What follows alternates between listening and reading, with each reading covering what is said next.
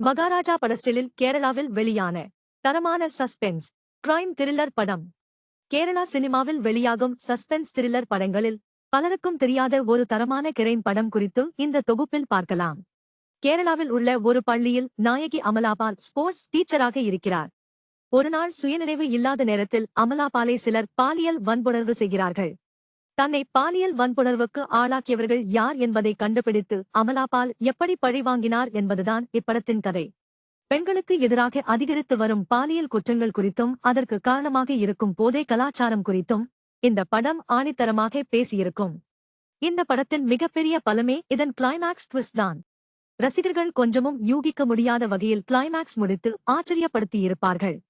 மிகவும் சிக்கலான இந்த கதையை முடிந்தளவு சுவாரஸ்யம் குறையாமல் விறுவிறுப்பான திரைக்கதையின் மூலம் சொல்லியிருப்பார் எழுத்தாளர்.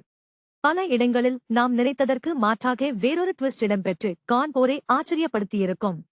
மலையாளத்தில் அமலாபால், செம்பன் வினோத் இணைந்து நடித்து 2022ஆம் ஆண்டு வெளியாகி நல்ல வரவேற்பு பெற்ற இந்த படத்தின் பெயர் டீச்சர்.